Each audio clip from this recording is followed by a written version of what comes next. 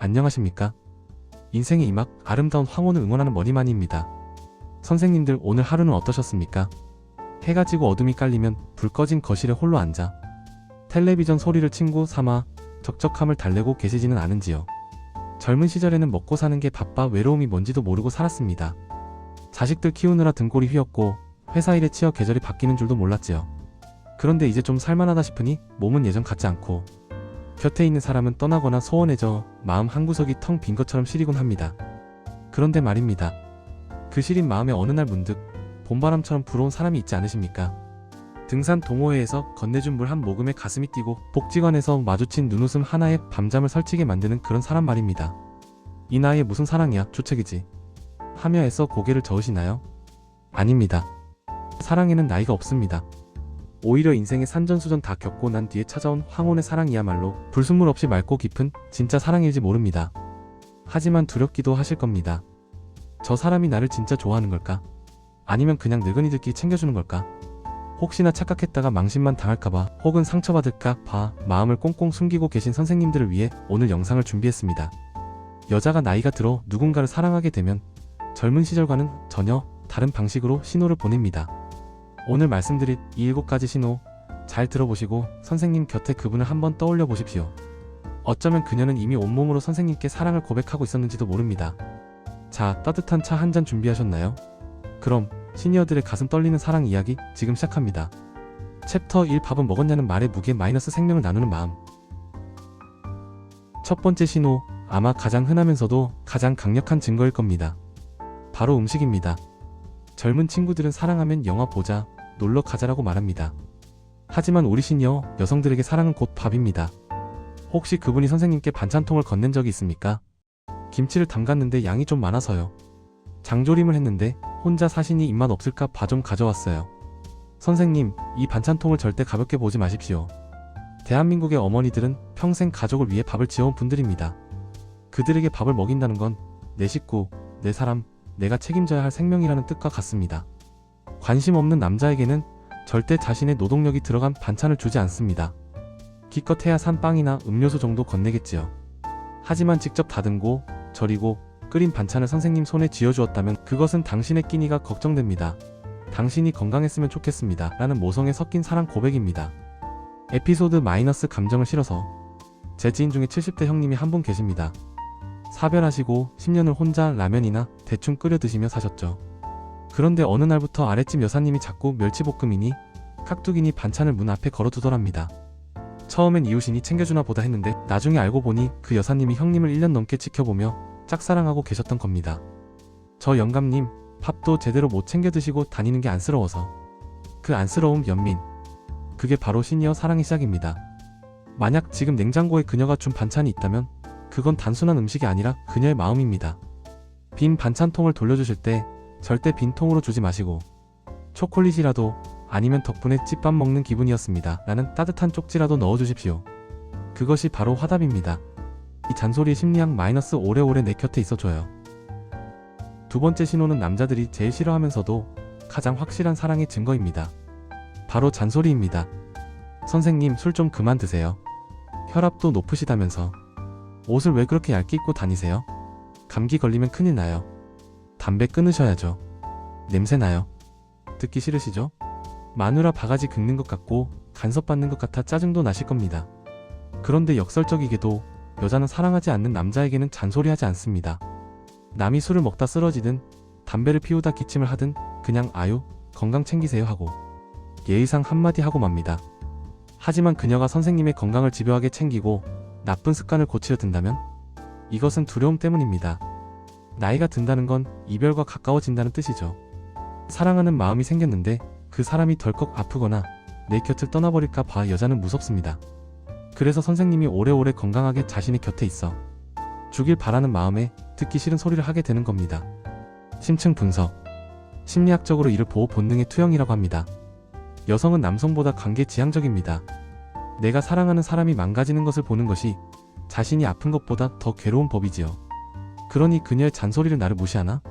라고 생각하지 마십시오. 아, 이 사람이 나랑 오래 살고 싶구나. 나를 챙겨주는 건 이 사람밖에 없구나라고 생각하셔야 합니다. 다음에 그녀가 술 좀 줄이세요 라고 하면 화내지 마시고 이렇게 받아쳐 보십시오. 여사님이 내 건강 걱정해주니 술맛이 싹 달아나네. 알겠어, 줄이리다. 그 한마디에 그녀의 눈빛이 어떻게 변하는지 확인해 보십시오. 3회춘하는 그녀, 마이너스 당신에게만 여자이고 싶어요. 세 번째 신호는 시각적인 변화입니다. 나이가 60, 70이 되어도 여자 마음속에는 18세 소녀가 살고 있습니다. 평소에는 무릎 나온 바지에 화장기 없는 얼굴로 다니던 그녀가 선생님을 만나는 자리에 달라져서 나온다면 이건 100%입니다.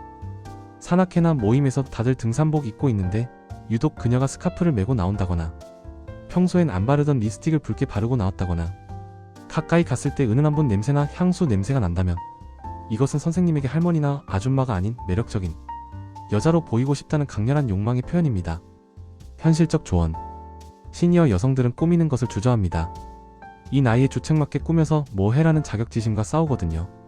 그럼에도 불구하고 거울 앞에 앉아 흰머리를 염색하고 옷장을 뒤져 고운 옷을 찾아 입고 나온 그 정성을 알아주셔야 합니다. 선생님, 이럴 때 절대 하지 말아야 할 말이 있습니다. 어디가? 왜 이렇게 멋을 부렸어? X. 이런 말은 쑥스러움을 타는 그녀를 무안하게 만듭니다. 대신 이렇게 말해보세요. 오늘따라 얼굴이 확 피셨네. 봄꽃 같습니다. 오. 그 스카프 색깔이 참 잘 어울립니다. 오. 선생님의 칭찬 한마디면 그녀는 그날 하루 종일 구름 위를 걷는 기분일 겁니다. 그리고 더 예쁜 모습을 보여주기 위해 노력하겠지요. 네 번째, 대화의 패턴을 보십시오. 남자들은 나이가 들면 왕년의 이야기를 하고 싶어 합니다. 내가 젊었을 때는 말이야. 내가 사업할 때. 사실 이런 이야기는 자식들도 지루해하고 친구들도 그 얘기 좀 그만해라며 면박을 주기 일쑤입니다. 그런데 그녀는 어떤가요? 선생님이 했던 이야기를 또 하고 지루한 군대 이야기나 고생한 이야기를 늘어놓아도 눈을 반짝이며 들어주지 않던가요? 어머, 정말 그러셨어요? 아유, 얼마나 힘드셨을까? 중간중간 맞장구를 치며 선생님의 길을 살려주지 않던가요?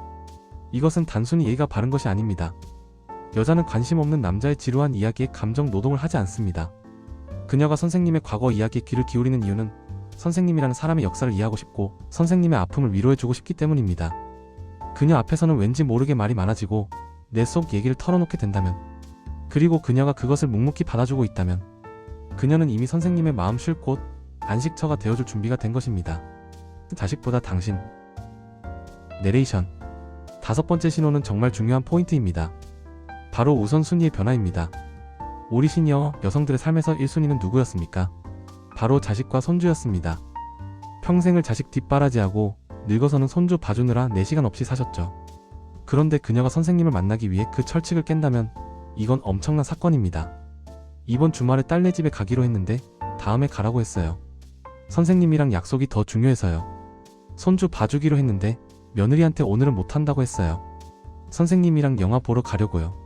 자식 눈치 보느라 꼼짝 못하던 그녀가 용기를 내어 자신의 시간을 확보하고 그 시간을 온전히 선생님께 쓴다는 것. 이것은 이제 누군가의 엄마가 아닌 당신의 여자로 살고 싶다는 선언과도 같습니다.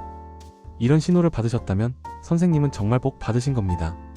그녀가 어렵게 낸 시간인 만큼 그 만남을 소중하게 여기고 최고의 시간으로 만들어주셔야 합니다.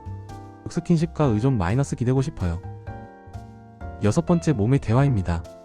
나이가 들면 다리가 아프고 허리가 아프죠. 그런데 유독 선생님 앞에서만 더 엄살을 부리거나 의존하려는 모습 보신 적 없으신가요? 길을 걷다가 울퉁불퉁한 곳이 나오면 자연스럽게 선생님 팔을 잡거나 계단을 내려갈 때 어머, 좀 잡아주세요 라며 손을 내미는 행동, 물병 뚜껑을 따달라고 부탁하거나 무거운 짐을 들어달라고 하는 행동. 요즘 여자들 생각보다 힘셉니다. 혼자서도 잘해요. 하지만 좋아하는 남자 앞에서는 한없이 연약한 여자가 되고 싶어 합니다. 선생님에게 의지함으로써 남자의 보호 본능을 자극하고 선생님이 내가 여전히 쓸모있는 남자구나, 내가 지켜줘야 할 사람이구나를 느끼게 해주는 것입니다. 그녀가 선생님의 팔짱을 끼거나 옷깃을 잡는다면 뿌리치지 마시고 든든하게 지탱해 주십시오. 그 다음 체온을 통해 그녀는 선생님에게 사랑을 전하고 있는 중입니다. 질투와 서운함 마이너스 나만 바라봐주세요. 마지막 일곱 번째, 나이가 80이 되어도 절대 사라지지 않는 감정. 바로 질투입니다. 복지관이나 동호회에서 선생님이 다른 여성 회원과 웃으며 이야기할 때 그녀의 표정을 보셨나요? 혹은 선생님이 박 여사가 참 노래를 잘하더라 하고 다른 여자를 칭찬했을 때 그 여자는 목소리가 너무 앵앵거려요 라며 핀잔을 주진 않던가요? 점잖게 나이 먹어서 무슨 질투냐고요? 천만에요. 사랑이 있는 곳에는 반드시 질투가 있습니다. 선생님이 연락이 안 될 때 서운해하고 선생님이 다른 사람을 챙길 때 토라진다면 그녀를 속 좁은 사람이라고 타박하지 마시고 귀엽게 봐주십시오. 그녀는 지금 투정을 부리는 겁니다. 내 마지막 사랑이 되어 달라고, 나만 바라봐 달라고 말입니다. 그럴 땐 빙긋 웃으며 내 눈엔 여사님이 제일 곱소 한마디 해주시면 얼음 녹듯 사르르 풀릴 겁니다. 마무리 용기 있는 자가 마지막 사랑을 얻습니다. 존경하는 선생님들, 형님들, 오늘 말씀드린 이 7가지 신호 중에 선생님 곁에 그분은 몇 가지나 해당되나요? 3가지 이상이라면 그녀는 당신에게 호감이 있는 것이고 5가지 이상이라면 그녀는 당신의 고백을 애타게 기다리고 있는 중입니다.